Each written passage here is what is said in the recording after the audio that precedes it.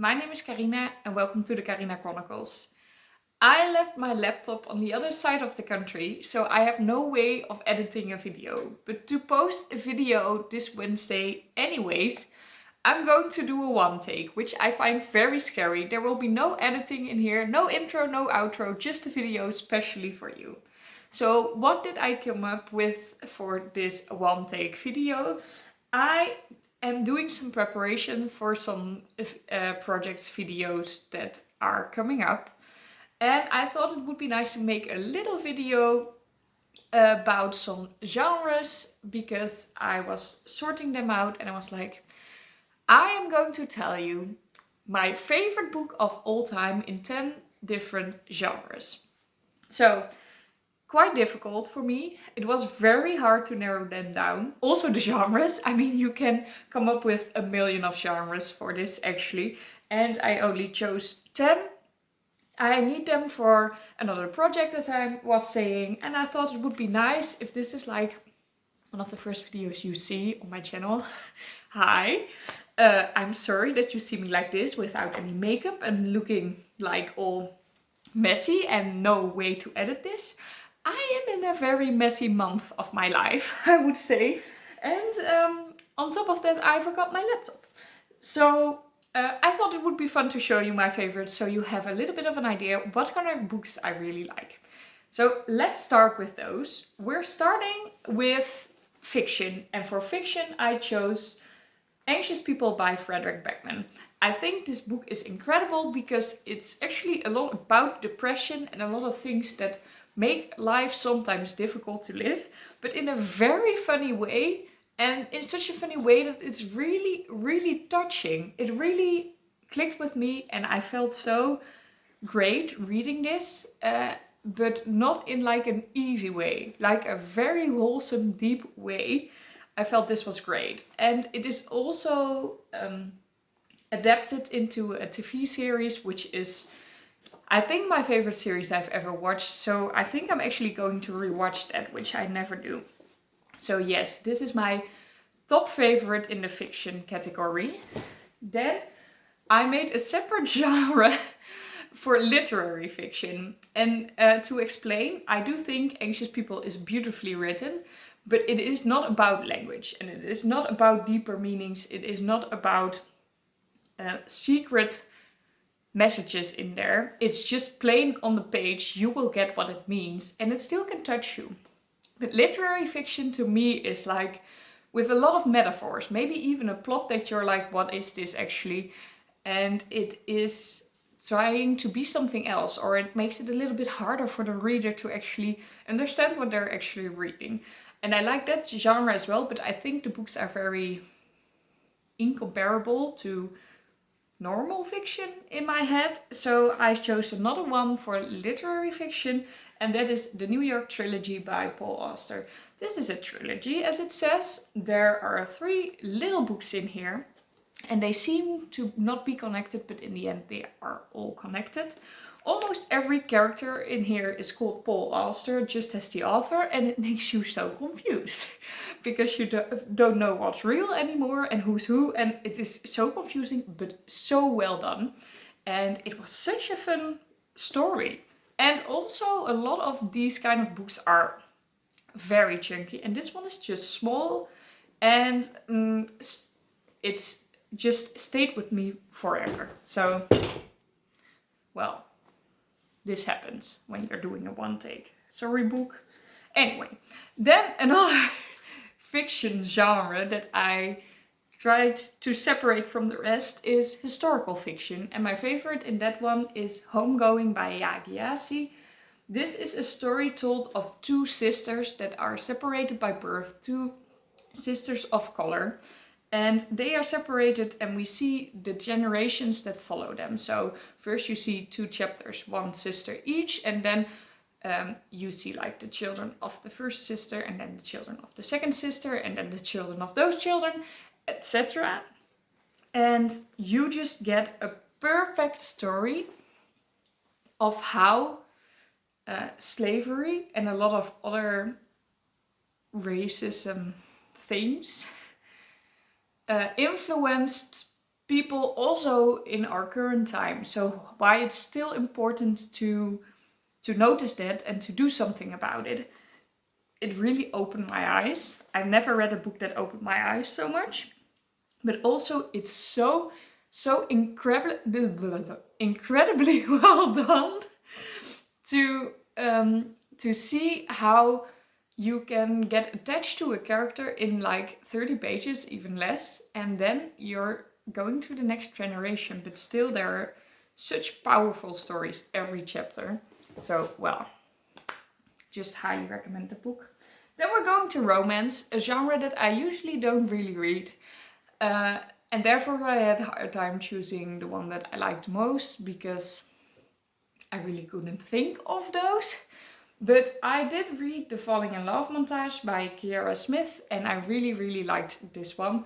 Because it is a romance and it is cliche, but it at least points it out, and it's cliche in funny ways. Like, a romantic comedy is also cliche, but if it like makes it very heavy on the cliches and you can see that everyone knows this, I don't mind anymore. Like, I mind more when it's cliche but the author doesn't seem to know this.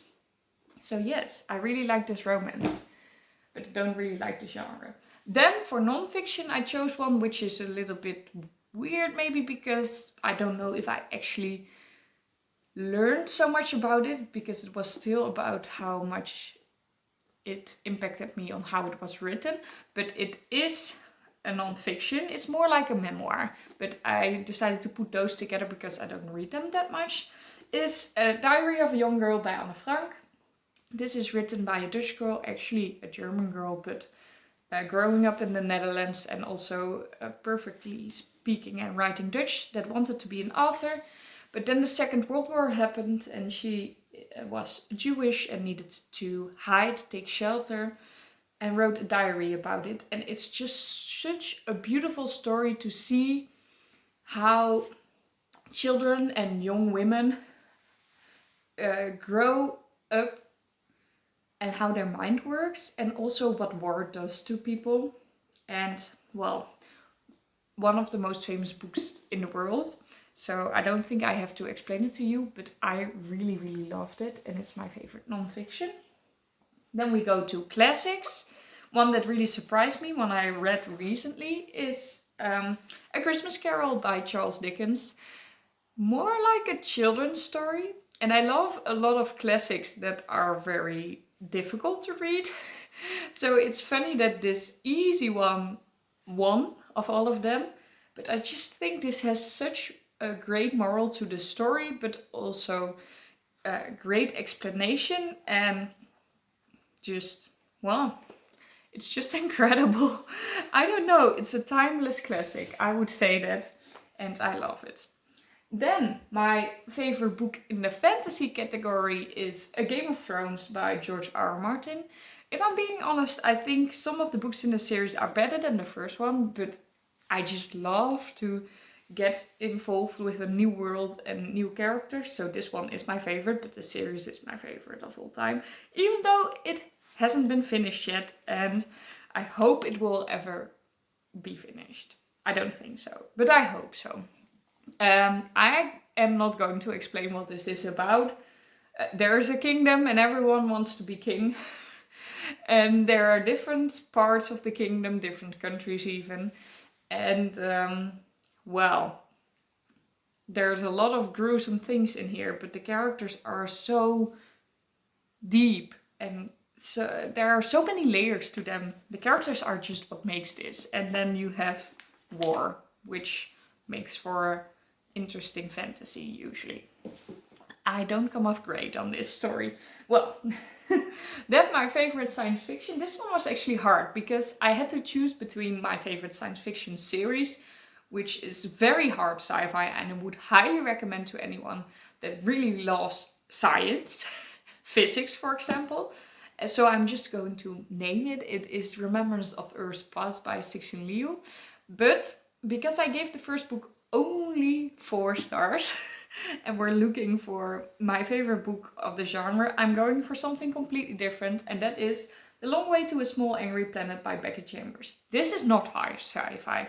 This is sci-fi for beginners. If you want to dip your toe into the sci-fi genre, you should try this one because it is so wholesome. It's again about the characters, and there's such a diverse cast, which is exactly what she's trying to do here. I say she, I meant they, but I can't really edit it. I'm sorry. But they try to show here that the different characters, different species, like represent different kind of people. And you see how they live together on a spaceship when they're traveling to another planet. And you see how that works and relationships develop. But also things happen actually in here. So it's also a little bit of excitement and a little bit of science. So yes, it is science fiction, but it's really about the characters. So an easy one to start the genre with. And then I have young adults, for which I chose Heartstopper by Alice Oseman. Volume 1 is this. I have read young adults that are really more on the higher age range. So for me, young adult is like starting from 15 and ending at like 30 maybe, although you can definitely read it after 30. I know I will. And this one is on the lower side of that age range. I mean, you could even read this if you're 12, I guess. So it technically doesn't really fit in the young adult genre, but for me, the difference is mostly made in these genres for when I'm now choosing my favorite books. Young adult books are something I have been reading for like the last 3, 4, 5 years. And the other genre I made is middle grade, but those are more the books that I read when I was younger, when I was actually a middle grade student, high school student at the beginning of high school. So that is more the separation that I made. So even though this one is on the lower age range, I compared it to, for example, The Queen's Rising by Rebecca Ross, which I also gave 5 stars, but that is a fantasy, so it's hard to compare. But this one was my absolute favorite. It's a graphic novel, coming of age story of 2 boys that meet each other and, well, kind of fall in love. That's what the back said. Boy meets boy, boys become friends, boys fall in love.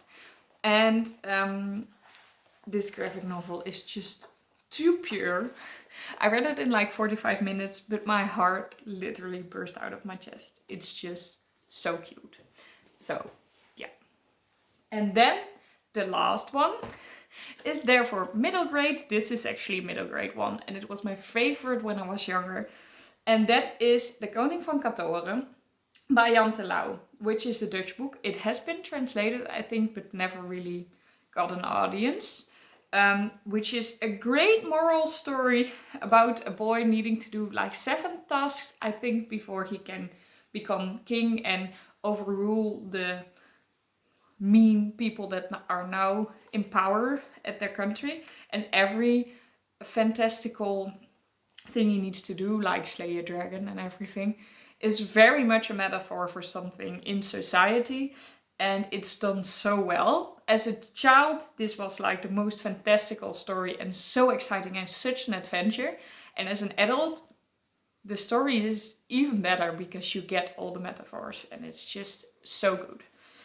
So, those were, oh no. Those were, no. Okay. So those were actually 10 books that I really, really liked. 10 of my favorite books of all time in 10 different genres. I really hope you liked this video. If you did, please leave a like. And if you subscribe to my channel and click the notification bell, you will be notified whenever I post a new video. I hope you'll have a lovely day filled with books, and I'll see you all in my next video. Bye! And now I'm going to check if the camera is actually turned on, because I cannot see that from here. If it's not, I'm going to cry, I swear.